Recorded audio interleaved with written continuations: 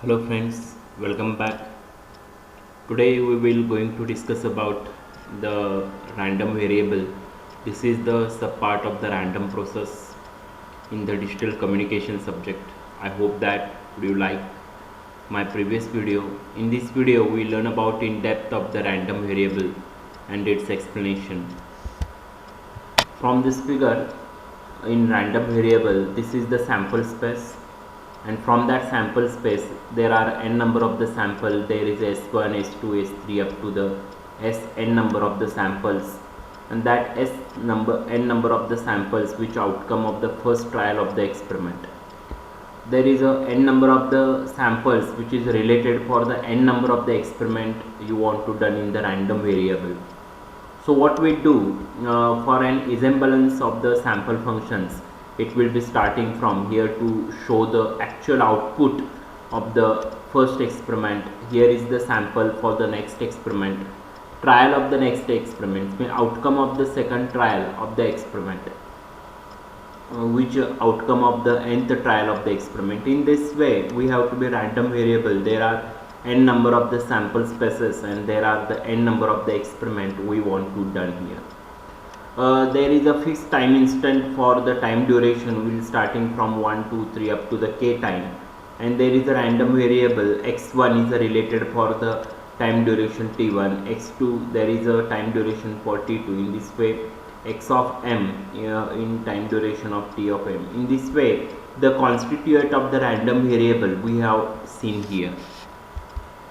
Then at a given instant of the time, the value of the choicetic process in the random variable indexed by the parameter t, then we denote the such process by the x of t in the random variable. In general the parameter t is the continuous, where x may be either continuous or discrete depending upon the characteristics of the source that generate the choicetic process. The noise voltage is generated by the single resistor or the single information source, and which represents the single realization of the choicetic process, and which is called as the sample function. Means the single realization of the choicetic process, which is called as the sample function.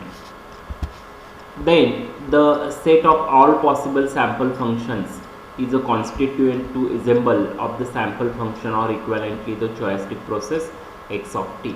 Means the choicetic process which is represented by the x of t. Then in general the number of the sample function in the resemble or choicetic process of the sample function is extremely large. So often it is the value is infinite. Means basically what happens, that value is very large, it is the uncountable, and if it is the uncountable then the value which is treated as the infinite. So having the definite choicetic process x of t, it is an resemble of the sample function, and we may consider the value of the process at any set of the time instant. There is a t1, t2, t3, and first time t1 should be greater than t2, t2 is greater than t3. In this way there is a t is very greater than the t of n is the any positive integer value. So in case of the in general the random variable x of t of I, which is represented by x of t of I, means this x of t of I and xti, means we have to be converted. The random variable x of ti is approximately equal to x of ti, and the value of the I should be varying from 1 2 3 4 up to the n number, and which is characterized by the statistically their joint probability density function. Joint probability density function, and that joint probability density function is generally represented by p of xt1, p of xt2, p of xt3 up to the p of x of t of n. Then the stationary choicetic process. What is the mean of the choicetic process? Means it is a resemblance of the random variable x of t, and which is called as the choicetic process. So consider another set of the n number of the variables. There is a x of t of I of t. Means we have additional time duration should be added into the choicetic process. Means this is the resemblance or choicetic process here. There x of t of I into t. Then the first time duration, the value of the I should be varying. There is a I which is equal to 1, 2, 3, 4 up to the n number, and where t is the arbitrary time shift. And these random variables are characterized by the joint PDF. There is a p of x of t1 plus t, t2 plus t up to the, this value should be varying from 1 to t of n plus t. So the joint PDF of the random variable x of t of I and x of t I of plus t, therefore I value should be varying from 1, 2, 3, 4 up to the n. So it may or may not be identical. When they are identical, when their probability are identical, when the probability of individual function of the time duration it varying from t1 to t of n, and additional time duration from t1 of n, t2 of t, tn of t, the both values should be equal, then they are identical. Its choicetic process or joint PDF will be equal, and its probability is also equal. Therefore, p of t of t1 plus x of t2 plus x of t of n, which is equal to p of x of t1 plus t, x of t2 plus t up to the x of tn plus t. So for all time duration t with respect to the n number of the variable, it is said to be stationary in the strict sense. And for that case, whatever the condition should be given here, that case the p of xt1, p of xt2 up to the x of tn, which is equal to this condition, p of x of t1 plus t, x of t2 plus t up to x of tn plus t, the both values should be equal. Then for all the t and all the n, it is said to be stationary strict sense, which is equal to SSS. Then choicetic process SP should be different, and this condition should be verified. Then the stationary in the strict sense, that will be given SSS. When the joint PDF are different, then choicetic process is the non-stationary. Means the value of the p of xt1, xt2, xt3 up to the x of tn, which is not equal to p of xt1 plus t, xt2 plus t, t3 plus t up to the x of tn plus t. These two are not equal, and if it is not equal, then and then only the choicetic process is the non-stationary, otherwise it is the stationary in the strict sense. There is a SSS. Then the average of the choicetic process is called as the ensemble average. Means the average of the choicetic process, the average of the choicetic process are called as the ensemble average. And for this case, we have taken here the nth moment of the random variable x of t of I is defined as, there is an expected value we have find out here. So the value of the expected value of the x, which is varying from t of I to the n, which is equal to integration of minus infinity to plus infinity x of t of I to the n, p of x of ti into dx of ti. Then in general value of the nth moment, means here basically the in general value of the nth moment will be depends upon the time instant ti.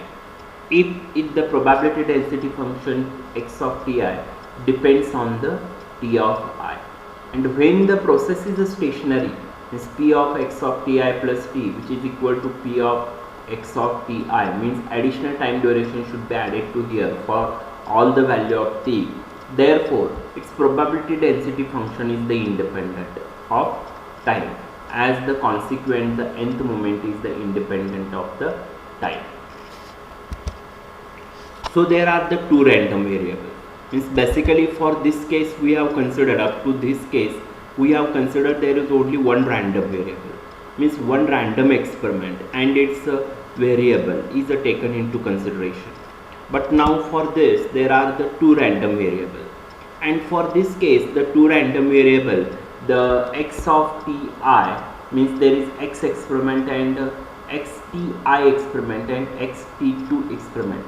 Means xti, which is equal to x of ti, and the value of I should be varying from 1 to 2.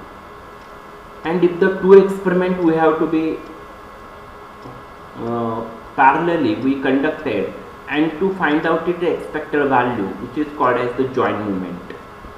So the correlation is measured by the joint movement, and that will be given the expected value of x of t1, x of t2, which is equal to the integration of minus infinity to plus infinity, and here one more integration on the minus infinity to plus infinity. Then x of t1 is the variable for the random experiment x of t1. Then x of t2 is the random variable of the experiment x of t2. Then its probability should be given p of x of t1 and p of x of t2 into dx t1 dx2. In this way we have to find out here the expected value. Since the joint movement depends upon the time instant t1 and t2, this joint movement of the experiment x of t1 and x of t2 will be depends upon the time duration t1 and t2. So it is denoted by the autocorrelation function. This is the autocorrelation function, and that autocorrelation function is represented by letter r of x of t1 t2. This is called as the autocorrelation function. Hence the r of x t1 t2 is called as the autocorrelation function of the stochastic process. So for a stationary stochastic process, the joint movement is E of x of t1 x of t2, which is equal to the autocorrelation function r of x t1 t2, which is equal to r of x t1 minus t2, which is equal to r of x tau. So here we have find out for this case r of x of minus tau means expected value of x of t1 into x of t1 plus tau, means x of t1 minus tau. Here is the minus tau. Therefore the expected value x of t1 plus tau into x of t1, that value should be represented by the r of e of expected value of x of t1 plus x of t1 minus tau, and which is represented by r of x of tau, autocorrelation function. And this is the basically the average power in the process for the random experiment r of t. And this, if the tau which is equal to 0, then what happens, see here, if the tau which is equal to 0, then expected value for x of t square, because this value and this value both are same, therefore e of x of t into x of t, and x of t and x of t, the value of this tau is a 0, and here is the t of 0, therefore t1, and here t1, here is also t1, here is also t1. So we considered there the e of x of t1 which is equal to t, that's why e of x of t x of t x of t square. So here is the average power in the process x of t, which is equal to the expected value of the random experiment x of t square.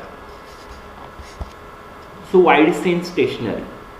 So in case of the wide chain stationary, WSS has the property that the mean value of the process is independent of the time, and where the autocorrelation function satisfies the condition that r of x of t1 t2 which is equal to r of x of t1 minus t2.